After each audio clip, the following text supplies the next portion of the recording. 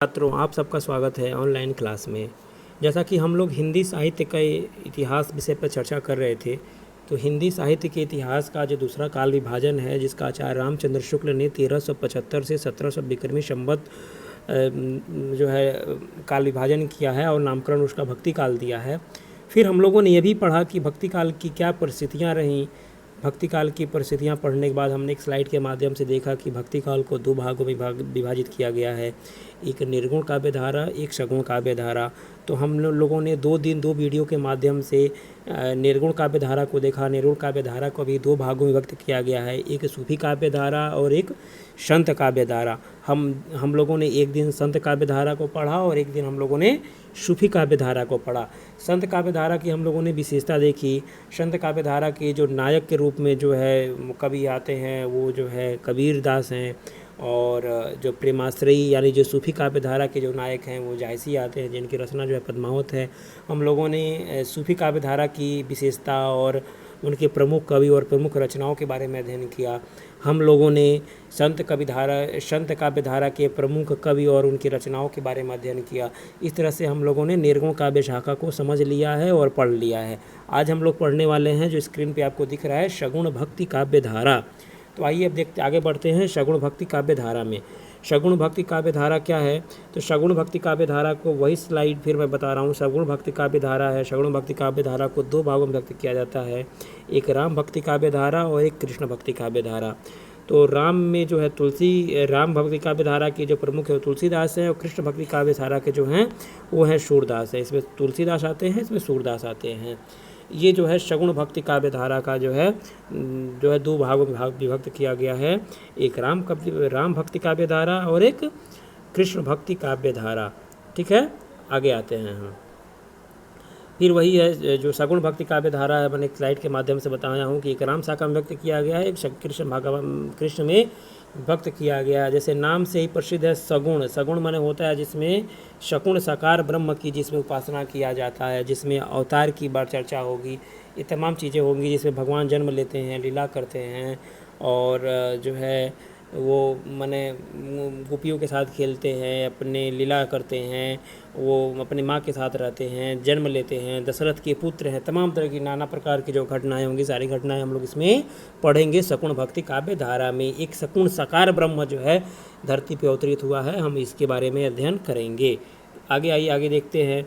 आगे है सगुण भक्ति काव्य धारा में को फिर यहाँ पे भी राम भक्ति और कृष्ण मैं बार बार बताना चाहता हूँ। मैं 3-4 बार मैंने बता चुका कि सगुण भक्ति काव्य धारा जो है दो भागों में व्यक्त किया गया है, एक राम भक्ति काव्य धारा और एक कृष्ण भक्ति काव्य धारा। आप जितना बेहतर हो सके उसको समझने का प्रयास करिए कि जो सगुण है वो दो भागों में है, राम और कृष्ण। जो निर्गुण है वो दो है, एक प्रेम और एक ज्ञान। ठीक, लेकिन यहाँ पे हम लोग सगुण देख रहे हैं, इसलिए सगुण पे ही चर्चा होगी।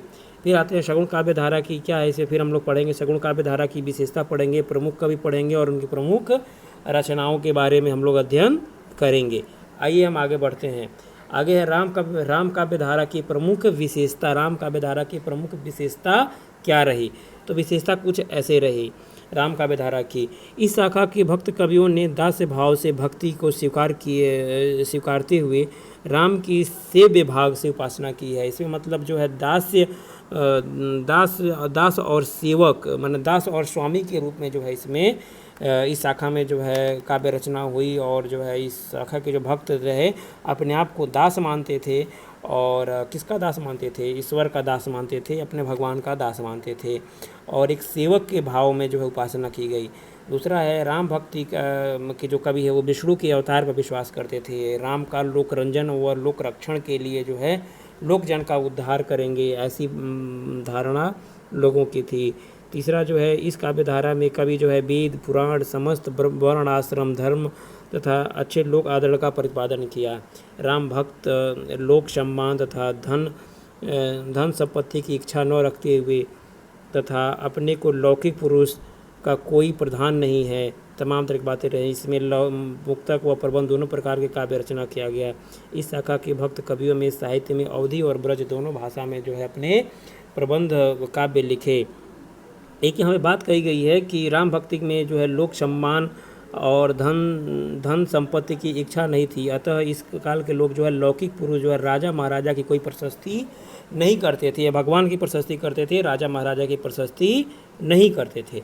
आगे आइए देखते हैं हम भक्ति काल के प्रमुख कवि व उनकी रचनाएं। भक्ति काल के जो प्रसिद्ध कवि हुए तुलसीदास की जो प्रसिद्ध रचना है वो रामलला नचू है, फिर जानकी मंगल है, रामाज्ञा प्रश्न है, वैराग्य संदीपनी है, रामचरितमानस है, सतसई है, पार्वती मंगल है, फिर कृष्ण गीतावली है, वैराग्य रामायण है, बीना पत्रिका है, गीतावली है, दोहावली है, हनुमान बाहु का और कवितावली है। अब इसमें आपके पाठ्यक्रम में क्या क्या रखा गया है मैं आपको बता दूं।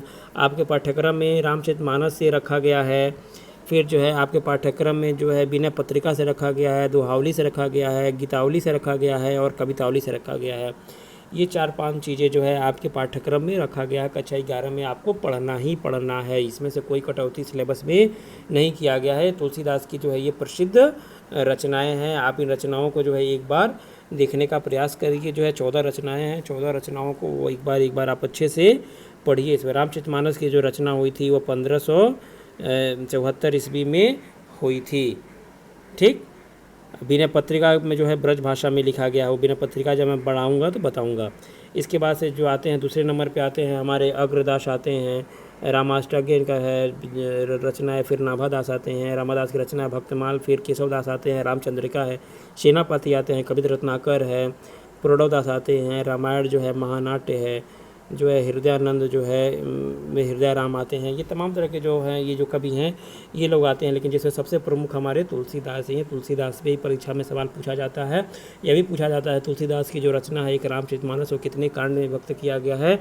तो ये रामचरितमानस जो है 7 कांड में विभक्त किया गया है। पहला कांड है बालकांड, दूसरा कांड है जो है अयोध्या कांड, तीसरा कांड जो है अरण्य कांड, चौथा कांड जो है किष्किंधा कांड, पाँचवा कांड जो है आपका वो पड़ेगा वो सुंदर कांड पड़ेगा, छठवां कांड जो है लंका कांड पड़ेगा, सातवां कांड जो है आपका उत्तर कांड पड़ेगा। पहला कांड जो है बाल कांड में भगवान राम का जन्म होता है और जो है ये शिक्षा दीक्षा लेते हैं। अयोध्या कांड इनका विवाह होता है। अयोध्या कांड में जो है जो सीता जी आती हैं और जो है कैकेयी जो है 3 वरदान मांगती हैं राजा दशरथ से, 3 वरदान देते हैं। फिर राम जो है वन को जाते हैं, फिर जो है ये केवट जो है नाव लेके जाता है, वहाँ दूसरा प्रसंग खत्म हो जाता है अयोध्या कांड पूरे रामचरितमानस का जो है मर्मस्थली और हृदय स्थली कहा जाता है। इसके बाद से जब भगवान राम जब जंगल में जाते हैं वहाँ से अरण्य कांड शुरू हो जाता है। सबसे छोटा कांड अरण्य कांड है, क्योंकि वहाँ अरण्य माने होता है जंगल। पूरे जंगल में भगवान राम ने क्या क्या किया उसकी कथा वर्णन की जाती है। फिर इसके बाद से शुरू होता है कहानी जो है किष्किंधा कांड। किष्किंधा में हनुमान जी से इनकी मुलाकात होती है और हनुमान जी जो है जब सुग्रीव से इनकी मित्रता कराते हैं और वहीं इनका बालिका वध करते हैं और यहीं जो है तब तक बारिश शुरू हो जाती है। जब बारिश शुरू हो जाती है तो सीता जी की खोज कुछ दिन के लिए रोक दी जाती है वर्षा ऋतु के कारण। जैसे वर्षा ऋतु समाप्त होती है तो राजा लक्ष्मण जो है राम के भाई जो लक्ष्मण जाते हैं और सुग्रीव को जो है उनका दिया हुआ वचन याद दिलाते हैं। फिर जो सीता जी की खोज होती है चारों तरफ जो है चारों वानर सेना जो है चारों दिशाओं में घूम जाते हैं। फिर लास्ट में जो है जो 5वां कांड है सुंदर कांड, वो फिर जो है समुद्र तट पर बैठे रहते हैं जामवंत और जो है वानर सेना बैठी रहती है, हनुमान भी बैठे रहते हैं। वहीं पे जामवंत जी जो है हनुमान जी की जो शक्ति याद दिलाते हैं कि काच विषाद रहा बलवाना, और वहीं पे भगवान जो है भगवान जो है हनुमान जो है अपना विकराल रूप धारण करते हैं। वहाँ से सीता जी को खोजने जाते हैं, वहाँ मुद्रिका देते हैं, सीता जी पहचान लेती हैं। उसके बाद से जो है वो बताते हैं हनुमान की हाँ हम जो है राम के सेवक हैं और जो है हम आपकी खोज के लिए आए हैं। फिर वहाँ पे लंका दहन करते हैं, लंका दहन कर करके फिर आते हैं, पूरी बात बताते हैं यहाँ पे। फिर जो है युद्ध की तैयारी की जाती है, फिर जो है सेतु बनता है, फिर वहाँ से जो है शुरू हो जाता है आपका लंका कांड।